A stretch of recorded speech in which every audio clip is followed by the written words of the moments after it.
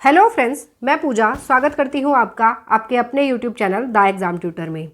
दोस्तों, SSC CGL की 75 hard challenge की इस सीरीज़ में ये हमारी 10th वीडियो है। इससे पहले 9 क्वेश्चन पेपर्स की वीडियोस मैं अपलोड कर चुकी हूँ, उनका लिंक डिस्क्रिप्शन में है। अगर आपने वो वीडियोज़ नहीं देखी है तो प्लेलिस्ट में जाकर देख सकते हैं। इस सीरीज़ में हम एसएससी सीजीएल के प्रीवियस ईयर क्वेश्चन पेपर्स के जीके जीएस के क्वेश्चंस के साथ डील करते हैं और इस सीरीज़ के इसी सीक्वेंस को आगे बढ़ाते हुए आज हम करने वाले हैं 2023 का 18 जुलाई का शिफ्ट 2 का पेपर। तो चलिए बिना देरी करते हुए बढ़ते हैं अपने क्वेश्चन पेपर की ओर, जिसमें हमारा फर्स्ट क्वेश्चन है, Narthaki Nataraj Padma Shri awardee in 2019 was conferred this award for which of the following contribution. 2019 में पद्मश्री पुरस्कार से सम्मानित नर्तकी नटराज को निम्नलिखित में से किस योगदान के लिए इस पुरस्कार से सम्मानित किया गया। तो देखिए, जो नर्तकी नटराज हैं ये किस नृत्य से संबंधित हैं, तो ये भरतनाट्यम से संबंधित हैं। और ये किस स्टेट से बिलोंग करती हैं, तो तमिलनाडु से ये बिलोंग करती हैं। और ये एक ट्रांसजेंडर महिला हैं, जो कि पहली ट्रांसजेंडर महिला बन गई हैं पद्मश्री अवार्ड पाने वाली।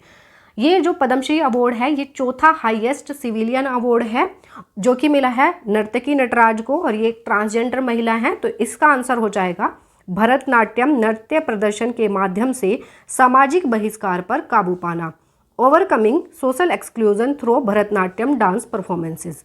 Option D will be the right answer. Next question की तरफ बढ़ते हैं। नेक्स्ट क्वेश्चन है हमारा,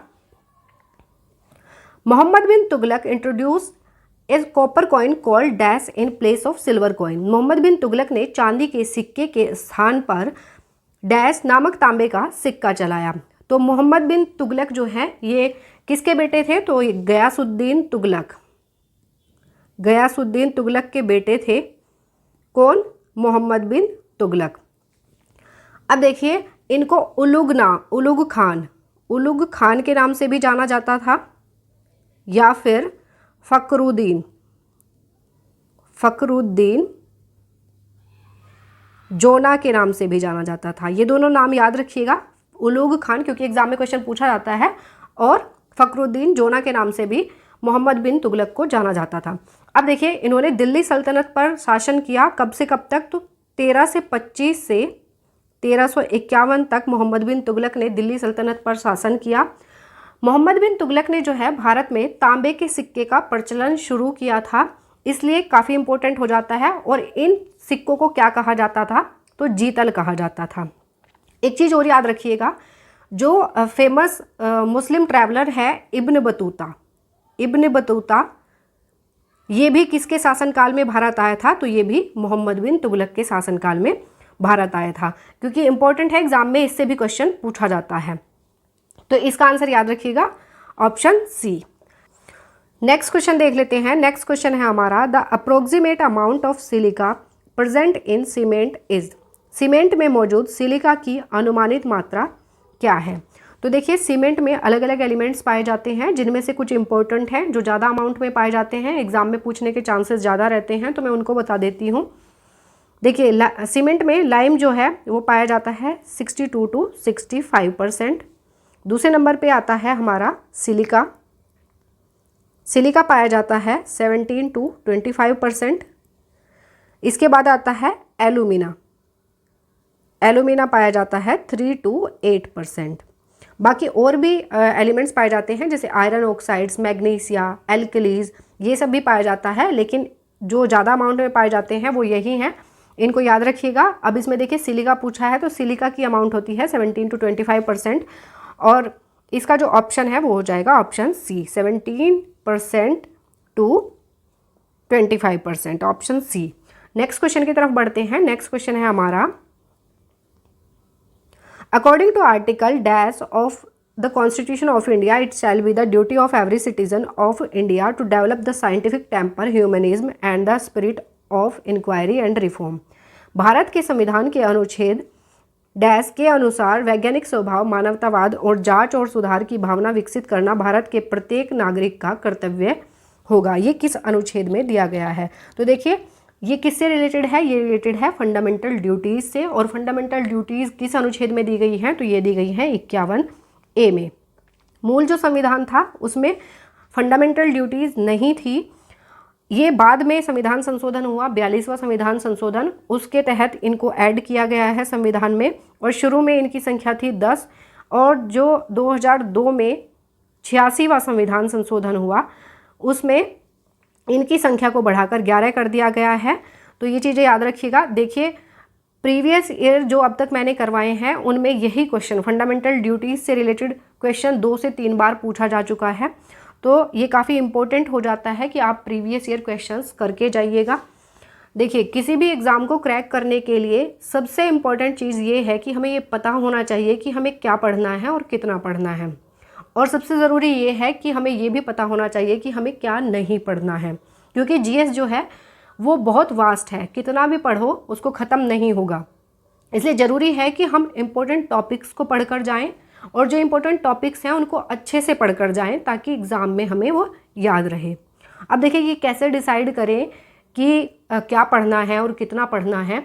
तो देखिए ये सिर्फ और सिर्फ प्रीवियस ईयर क्वेश्चन से आप एक आइडिया लगा सकते हैं कि किस तरीके का पैटर्न एसएससी सीजीएल पूछ रहा है। आपने एग्ज़ाम में देखा भी होगा, जितने भी मैं प्रीवियस ईयर करवा चुकी हूँ उनमें कुछ इम्पोर्टेंट टॉपिक्स काफ़ी इम्पोर्टेंट हैं। जैसे कि आप देखिए ऑनर्स एंड अवार्ड्स, 2 से 3 क्वेश्चन करंट से पूछे जाते हैं, उसमें से ऑनर्स एंड अवार्ड्स फेवरेट है एसएससी सीजीएल का। और जो फोक डांसेस हैं, फोक डांसेस काफ़ी इम्पोर्टेंट हैं। देखिए कुछ वीडियोस मैं बनाऊंगी जो जीएस से रिलेटेड हैं, जो काफ़ी इंपॉर्टेंट टॉपिक्स हैं, जैसे जो करंट अफेयर्स के भी हैं और जो जीएस के भी हैं। मैं कुछ टाइम के बाद इन पर भी वीडियो बनाऊंगी, आप चैनल के साथ जुड़े रहिएगा। तो देखिए आप ज़्यादा टाइम ना लेते हुए बढ़ते हैं अपने क्वेश्चन पेपर की ओर। नेक्स्ट क्वेश्चन है हमारा, according to Koppen's scheme which type of climate is denoted by CWG in India. Koppen की योजना के अनुसार भारत में किस प्रकार की जलवायु को CWG से दर्शाया जाता है। अब देखिए इसको एक बार समझ लेते हैं कि CWG क्या है, कोपेन जो स्कीम है ये क्या है। देखिए ये जो कोपेन स्कीम है ये क्लाइमेट को क्लासीफाई करने का एक सिस्टम है, जो कि जो वर्ल्ड की क्लाइमेट है उसको टेम्परेचर और प्रेसिपिटेशन के पैटर्न के बेस पर क्लासीफाई करता है। याद रखिएगा इसका नाम कोपेन स्कीम इसलिए पड़ा है क्योंकि ये पैटर्न जो है ये किसके द्वारा डेवलप किया गया था, रशियन जर्मन क्लाइमेटोलॉजिस्ट थे, उनका नाम क्या था, व्लादिमीर कोप्पन। व्लादिमीर, मैं लिख देती हूँ, व्लादिमीर कोप्पन, इसीलिए इनके नाम पर इसको कोप्पन स्कीम कहा जाता है। अब देखिए CWG का मतलब, CWG का मतलब इसमें क्या होता है, तो C रिप्रेजेंट करता है टेम्परेट एंड मीज़ोथर्मल क्लाइमेट को। देखिए इसका मतलब ये नहीं है कि ये सी से स्टैंड करेगा, यानी कि सी से शुरू होगा, ये सिर्फ रिप्रेजेंट करता है टेम्परेट एंड मीज़ोथर्मल क्लाइमेट को। डब्ल्यू किसको रिप्रेजेंट करता है, तो डब्ल्यू रिप्रेजेंट करता है ड्राई विंटर सीजन को, ड्राई विंटर सीजन को। जी किसको रिप्रेजेंट करता है, तो जी रिप्रेजेंट करता है हॉट समर्स को। तो इंडिया में जो है, इंडिया की जो क्लाइमेट है वो CWG टाइप की है। तो इसका आंसर हमारा क्या होगा, मॉनसून विद ड्राई विंटर, शुष्क शीत ऋतु के साथ मॉनसून। इसका आंसर हो जाएगा हमारा ऑप्शन ए। आई होप ये आपको समझ में आया होगा। नेक्स्ट क्वेश्चन की तरफ बढ़ते हैं। नेक्स्ट क्वेश्चन है हमारा, the Hemis festival has an influence of which religion. Hemis महोत्सव पर किस धर्म का प्रभाव है। तो हेमिस जो फेस्टिवल है ये किससे रिलेटेड है, ये बुद्ध धर्म से रिलेटेड है। इसका आंसर हो जाएगा ऑप्शन सी। हेमिस फेस्टिवल कहाँ पर मनाया जाता है, तो ये फेमस है लद्दाख और तिब्बत वाले रीजन में।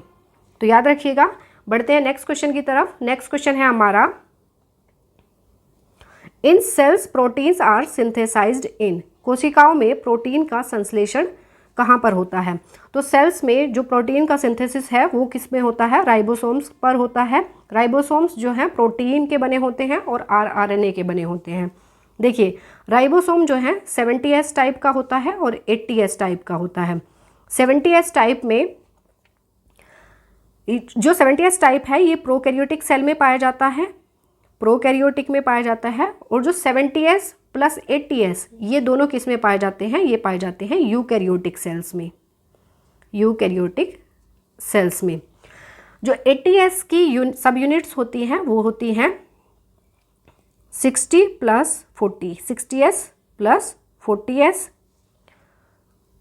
और 70s की होती है 50s प्लस 30s। ये याद रखिएगा, इसको स्वेदबर्ग यूनिट कहा जाता है। तो इतनी चीज़ें याद रखिएगा। तो जो प्रोटीन का सिंथेसिस है वो होता है राइबोसोम्स के ऊपर, और राइबोसोम्स कहाँ प्रेजेंट होते हैं, तो ये एंडोप्लाज्मिक रेटिकुलम के ऊपर पाए जाते हैं। जिन एंडोप्लाज्मिक रेटिकुलम के ऊपर राइबोसोम्स पाए जाते हैं उनको कहा जाता है रफ एंडोप्लाज्मिक रेटिकुलम, RER के नाम से इसको रिप्रेजेंट करते हैं, रफ एंडोप्लाज्मिक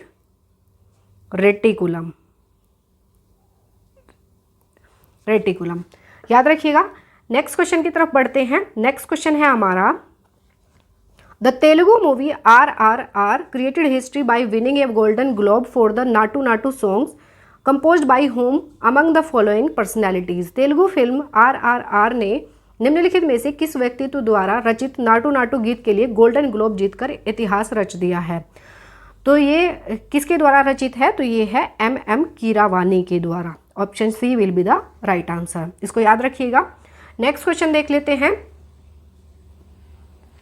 नेक्स्ट क्वेश्चन है हमारा, in July 2021 the government of India launched a national initiative for proficiency in reading with understanding and numeracy Nipun Bharat scheme for insuring that every child in the country necessarily attain foundational literacy and numeracy by the end of grade.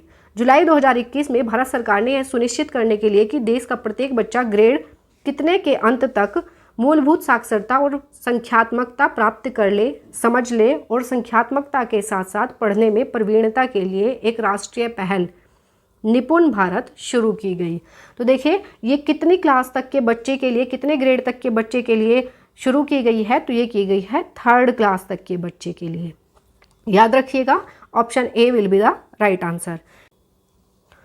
Next question देख लेते हैं। Next question है हमारा, Alarippu is a dance piece from which of the following classical dances of India. Alarippu Bharat के निम्नलिखित में से किस शास्त्रीय नृत्य का एक नृत्य है।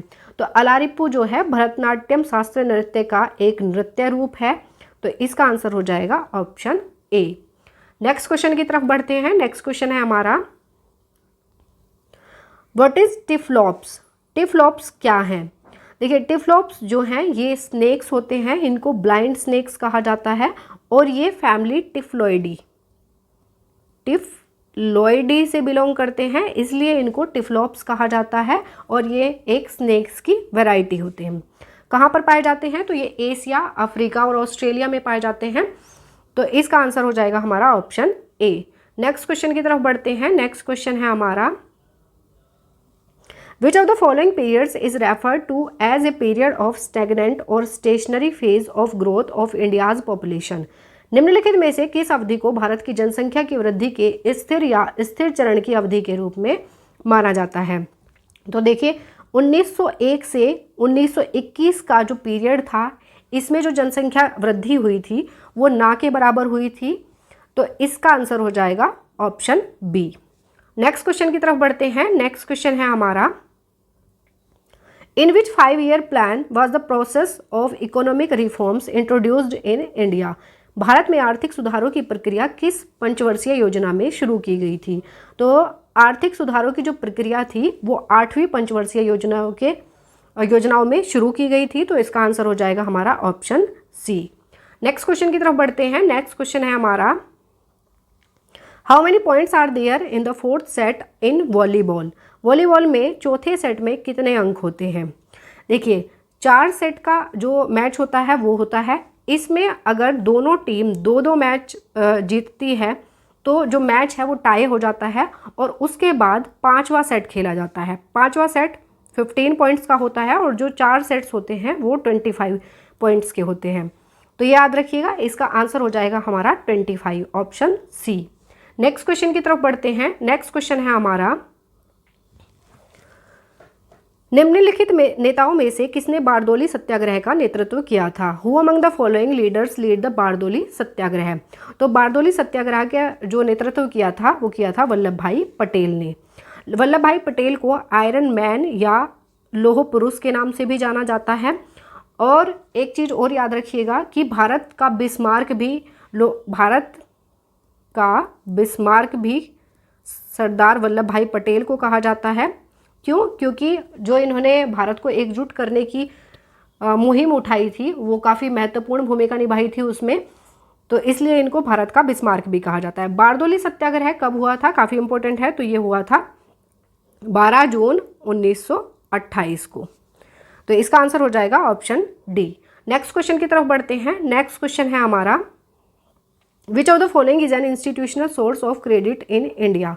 निम्नलिखित में से कौन सा भारत में ऋण का संस्थागत स्रोत है? तो जो कमर्शियल बैंक्स हैं वो ऋण के संस्थागत स्रोत हैं भारत में, वाणिज्यिक बैंक जिन्हें कहा जाता है। तो इसका आंसर हो जाएगा ऑप्शन डी। नेक्स्ट क्वेश्चन की तरफ बढ़ते हैं। नेक्स्ट क्वेश्चन है हमारा, in India the state election commissioner is appointed by the? Bharat में राज्य चुनाव आयुक्त की नियुक्ति किसके द्वारा की जाती है?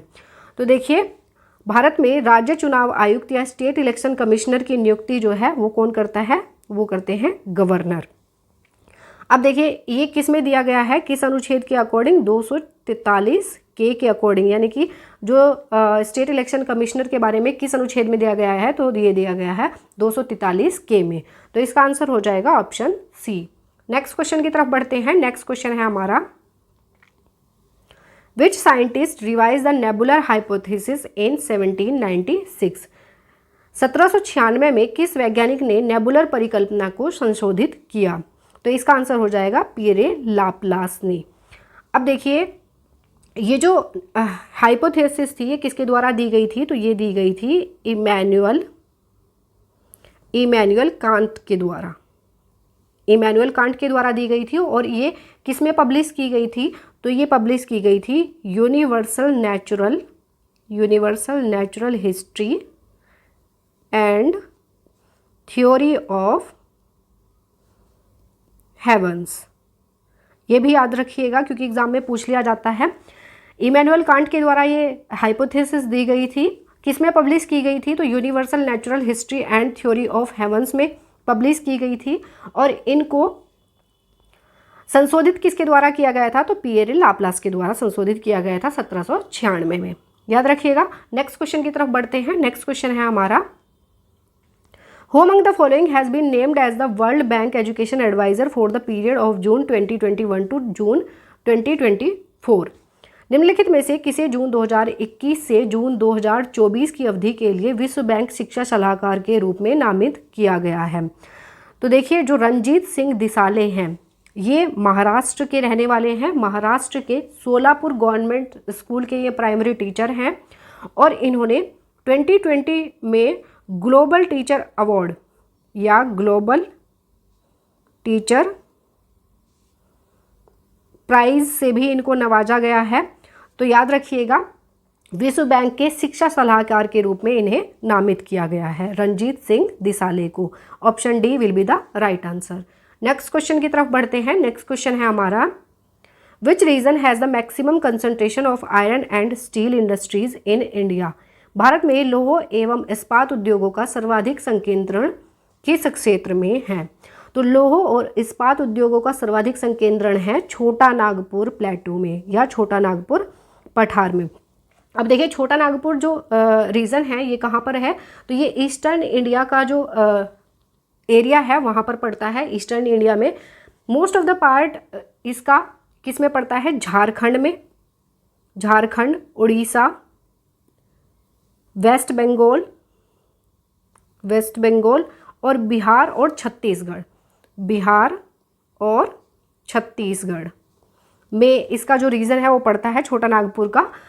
और इसे क्या कहा जाता है ये जरूर याद रखिएगा, mineral heart land of India.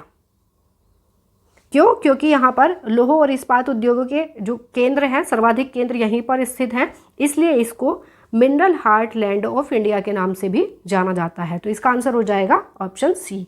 Next question की तरफ बढ़ते हैं। नेक्स्ट क्वेश्चन है हमारा, the Indian railways on October 7, 2021 launched and operated 2 long-haul freight trains named Dash to provide a very effective solution to the problem of capacity constraints in critical rail sections। भारतीय railway ने 7 अक्टूबर 2021 को महत्वपूर्ण rail खंडों में क्षमता की कमी की समस्या का एक बहुत प्रभावी समाधान प्रदान करने के लिए नामक 2 लंबी दूरी की मालगाड़ियों को लॉन्च और संचालित किया है। इन 2 मालगाड़ियों जो हैं जिन्हें संचालित किया गया है उनका नाम बताना है, तो इनका नाम है त्रिशूल और गरुड़। याद रखिएगा, option D will be the right answer. Next question देख लेते हैं। नेक्स्ट क्वेश्चन है हमारा, maximum how many overs can a bowler ball in ODI cricket matches. एक दिवसीय क्रिकेट मैच में एक गेंदबाज अधिकतम कितने ओवर फेंक सकता है। तो देखिए, वनडे इंटरनेशनल क्रिकेट मैच जो होते हैं इनमें एक गेंदबाज अधिकतम कितने ओवर फेंक सकता है, तो ये फेंक सकता है 10 over. Option C will be the right answer. Next question की तरफ बढ़ते हैं। नेक्स्ट क्वेश्चन है हमारा, who among the following Mauryan kings gave up war after the battle of Kalinga. निम्नलिखित में से किस मौर्य राजा ने कलिंग की लड़ाई के बाद युद्ध छोड़ दिया था। तो ये तो आसान है, ये हम सभी जानते हैं कि अशोक ने जो है कलिंग की लड़ाई के बाद युद्ध छोड़ दिया था, तो इसका आंसर हो जाएगा ऑप्शन बी। नेक्स्ट क्वेश्चन की तरफ बढ़ते हैं। नेक्स्ट क्वेश्चन है हमारा, who among the following was the founder of the Aligarh movement which was largely responsible for the revival of Muslims in India. निम्नलिखित में से कौन अलीगढ़ आंदोलन का संस्थापक था जो भारत में मुसलमानों के पुनरुत्थान के लिए काफ़ी हद तक जिम्मेदार था। तो देखिए, अलीगढ़ आंदोलन जो था ये कब शुरू हुआ, तो ये हुआ था 1875 में। किसके द्वारा इसका नेतृत्व किया गया था, तो सैयद अहमद खान के द्वारा इसका नेतृत्व किया गया था, तो इसका आंसर हो जाएगा ऑप्शन डी। नेक्स्ट क्वेश्चन की तरफ बढ़ते हैं। नेक्स्ट क्वेश्चन है हमारा, which of the following are metalloids. निम्नलिखित में से कौन मेटलॉइड है। अब देखिए, मेटलॉइड्स क्या होते हैं। मेटलॉइड्स वो होते हैं जिनमें मेटल्स और नॉन मेटल्स दोनों की प्रॉपर्टीज होती हैं, उसे कहा जाता है मेटलॉइड्स। मेटलॉइड्स कौन कौन से हैं, मेटलॉइड्स कितने हैं, तो मेटलॉइड्स हैं 5, जिसमें सबसे पहला है बोरोन, दूसरा है सिलिकॉन, जर्मेनियम, आर्सेनिक और एंटीमनी। एंटीमनी को Sb से रिप्रेजेंट किया जाता है। तो ये 5 क्या हैं, हमारे मेटलॉइड्स हैं। अब देखिए, इसमें से कौन सा मेटलॉइड्स है, तो बोरोन, सिलिकॉन और एंटीमनी। तो option C will be the right answer. Boron, silicon और एंटीमनी किस में आते हैं, मेटलॉइड्स में आते हैं। सो फ्रेंड्स, ये हमारे 25 क्वेश्चंस यहीं कंप्लीट होते हैं। आई होप ये वीडियो आपको पसंद आई होगी, और ये वीडियो आपको अच्छी लगती है, हेल्पफुल लगती है, तो वीडियो को लाइक और चैनल को सब्सक्राइब जरूर कर दीजिएगा। मिलेंगे नेक्स्ट वीडियो में नए क्वेश्चन पेपर के साथ। तब तक के लिए थैंक यू।